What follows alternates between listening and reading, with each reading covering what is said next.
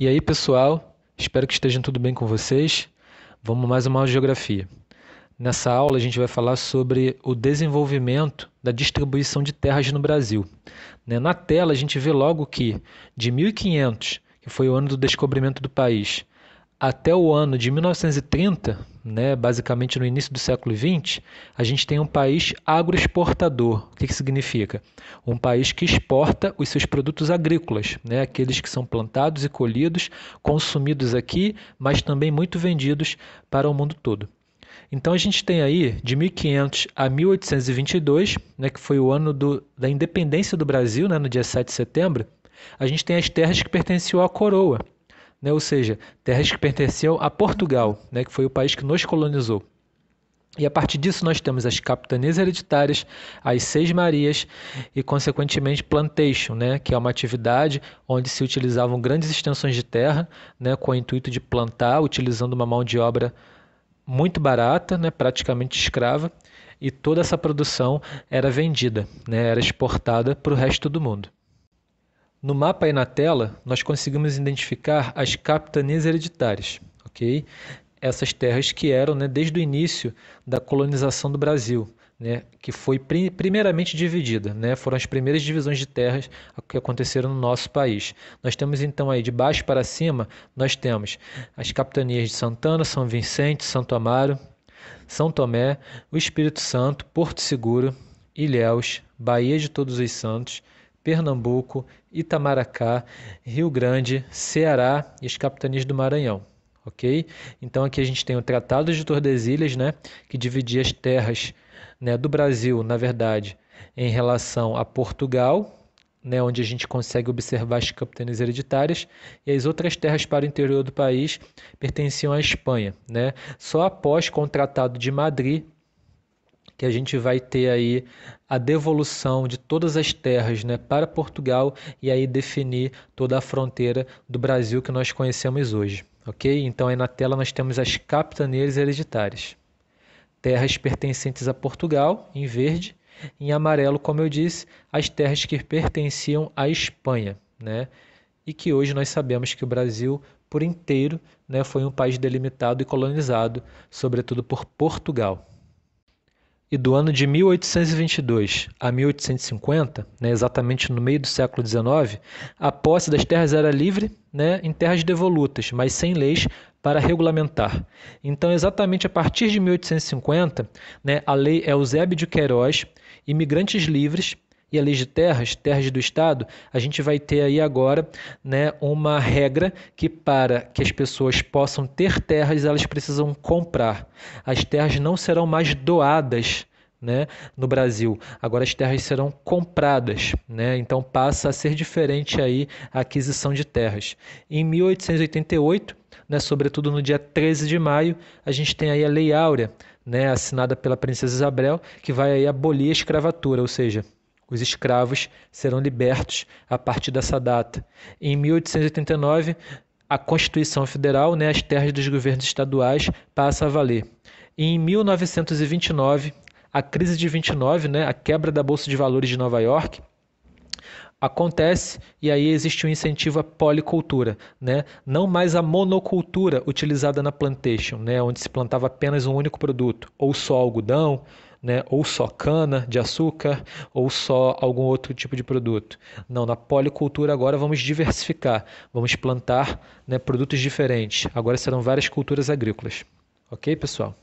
E agora o Brasil já vai entrar numa era urbana industrial, porque a partir de 1930, principalmente com o governo de Getúlio Vargas, o Brasil começa a se industrializar, a gente começa a fazer o sistema de substituição de importação, a gente começa a industrializar o país. Então, em 1930, o campo passa a ser subordinado à cidade. A ligação entre campo e cidade acontece de uma forma nunca vista antes, e o campo passa a depender desses recursos que vêm da cidade, provindos da cidade. 1940 a 1960, o choque, proprietários versus trabalhadores.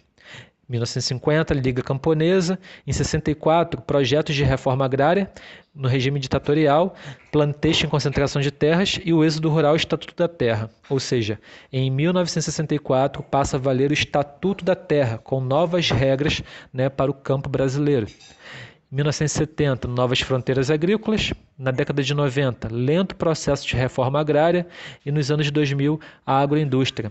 Né? Para quem não lembra, a reforma agrária consiste em quê? Né? Pegar terras no Brasil que não tem nenhuma utilidade, grandes extensões de terras ociosas, né? E a partir disso, redistribuir para povos que precisam dessa terra até mesmo para a sua própria sobrevivência, né? Então, a reforma agrária tem esse objetivo, né, como um dos principais. E com o passar do tempo, pessoal, desenvolveram-se personagens importantes, né, dentro do tema agricultura no Brasil. Né? São esses aí na tela, os poceiros, que detêm a posse de terra, mas não o título, ou seja, eles têm a terra, mas não têm os documentos necessários. Né? Eles são os poceiros, eles acabam tendo a terra por posse, não dentro de uma legalidade, né? Tem os grileiros que detêm a posse da terra com títulos falsos, né? Eles acabam sim tendo a documentação daquela terra. Porém, é uma documentação falsa. Né? A gente não sabe qual é o pior, o poceiro que tem a terra sem a documentação ou o grileiro que tem a terra com documentação, porém essa documentação vem a ser falsa. Existem os gatos, né? Estão na contramão dessa situação toda porque eles contratam mão de obra na cidade. Né? Tem os empresários, que são os grandes fazendeiros, aqueles que sim possuem grandes extensões de terra, né? Que é a grande minoria do povo brasileiro, que possui grandes extensões de terra hoje em dia. Seringalistas, empresários donos dos seringais. Né? O peão, em certas áreas, a mão de obra é especializada, ou o peão mais famoso, né? Que é aquele que trabalha mesmo na terra sem condições como infraestrutura mais adequada, trabalha ainda de forma mais arcaica.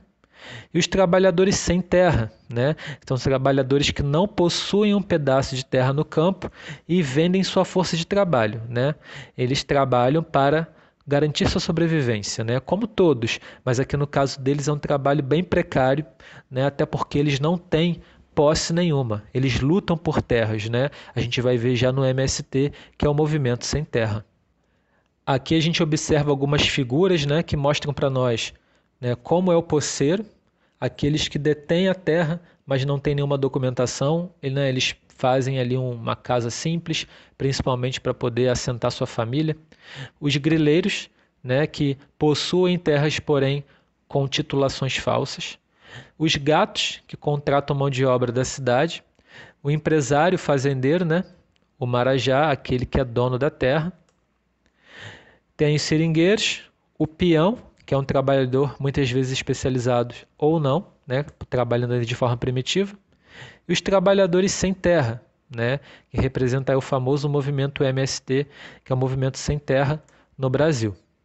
E esse mesmo movimento MST, movimento dos sem terra, eles lutam pela reforma agrária, né? Eles lutam para que essa reforma finalmente saia dos papéis e ganhe a prática, não fique só na teoria. Okay? Teoricamente representa o fim da concentração fundiária brasileira, né? Com a redistribuição das terras, né? Pegar aquelas terras, aquelas grandes extensões de terras principalmente, que estão ociosas, sem nenhum tipo de atividade produtiva, e de redistribuir para a população, principalmente aquela população que precisa, né, para a sua própria subsistência. Alguns intelectuais apontam que a primeira e, ao mesmo tempo, a última reforma foi no início do século XVI, com as primeiras capitanias hereditárias que introduziu os latifúndios, os quais resistem até os dias atuais. Okay? Lembrando que o século XVI data do ano de 1501 até o ano 1600. Okay? Isso então se dá aí durante a colonização do Brasil. E na tela agora a gente tem os conflitos no campo, né, dentro do nosso país. A gente observa aqui, ó, no primeiro mapa, morte em conflitos no campo. Né, dentre os anos de 1985 a 1996, concentrados aqui, né, principalmente no estado do Pará, Amazonas, Rondônia, Mato Grosso, né, espalhados pelo Brasil todo, uma grande concentração aqui também no sul da Bahia, norte do Espírito Santo, ok? E aqui nesse outro mapa nós temos os conflitos fundiários no Brasil, né? Aqueles conflitos que fazem com que as pessoas lutem por terras, né? Lutem por seus direitos. A gente tem aqui uma concentração no Nordeste para o norte do país, no Centro-Oeste, no Sul, no Sudeste e no Nordeste. Ou seja, temos aí espalhadas por todo o país, né, com destaque para o estado de Goiás e Tocantins, com menos conflitos. Ok? São Paulo aqui também com menos conflitos. E por que, pessoal? A violência rural brasileira evidencia a necessidade de reformas. A ganância dos grileiros, que contratam jagunços, né, para invadir terras devolutas ou terras ocupadas por poceiros, expulsando-os, né, até as reservas indígenas não escapam da violência e também são vítimas do avanço do capital no campo, né? A partir do momento que o campo passa a ter valor financeiro, né, onde seus recursos são vendidos, gerando lucro, né, gerando economia para o país, a forma como o governo agora lidar com a terra, lidar com o sistema agrícola, né, passa a ser muito mais direta, passa a ser muito mais, né, incisiva, ou seja, né, o campo agora passa a sofrer também com a ganância, né, desses povos que deixam levar a cabeça o lado mais cruel do capitalismo, né, que vem a ser o capitalismo avassalador. Aquele capitalismo que deixa de ser saudável e passa a ser apenas ganância, né? Temos aí também a resistência à concentração de terras, aumentou nas décadas de 70 e 1980, surgindo em 1984 o Movimento dos Trabalhadores Rurais Sem Terra, o ano que eu nasci, ó, Movimento dos Trabalhadores Sem Terra, MST, entidade criada para se fazer uma reforma agrária rápida. E aí a gente chega, né, no intuito desse movimento, que é o Movimento Sem Terra, né, também conhecido pela sigla SMT. É um movimento social brasileiro de inspiração marxista, né, socialista e também cristã, né, ou seja, cristã progressista, dentro de uma ideologia teológica e de libertação, cujo objetivo é a realização da reforma agrária no Brasil, ou seja, que finalmente essas grandes terras ociosas, essas grandes terras sem nenhum tipo de atividade produtiva, possam ser redistribuídas para a grande massa brasileira que precisa de terra, que precisa de trabalho, que precisa sobreviver. Né? Defendem eles que a expansão da fronteira agrícola, os megaprojetos, dos quais as barragens são um exemplo típico, e a mecanização da agricultura contribuam para eliminar as pequenas e médias unidades de produção agrícola e concentrar, né, dentro da propriedade da terra. Então, o movimento MST tem esse principal intuito, que é o quê?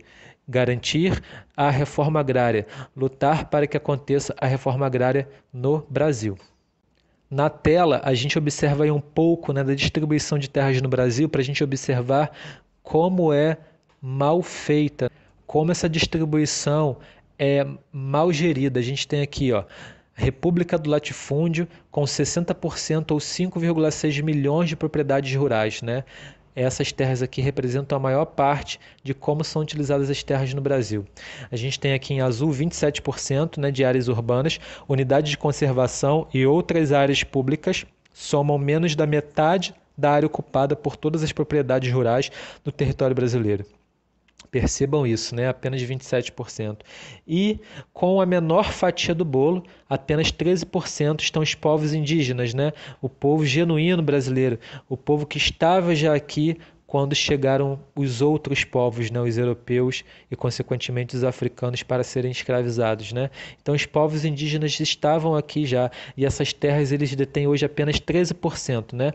Terras indígenas são 5 vezes menores que a área total das propriedades rurais no Brasil, né? Vivem nelas em torno de 230 povos e aproximadamente 566 mil pessoas. Então, essa é a realidade da distribuição de terras no Brasil, ok? Nosso país tem uma distribuição muito mal gerida. Por isso, a reforma agrária, né, é um grande objetivo a ser conquistado. Ok, pessoal? Espero que vocês tenham entendido, tenham gostado, né? Qualquer dúvida, coloquem no post, por favor, ou entrem em contato diretamente. A gente se encontra numa próxima aula. Um grande abraço para vocês.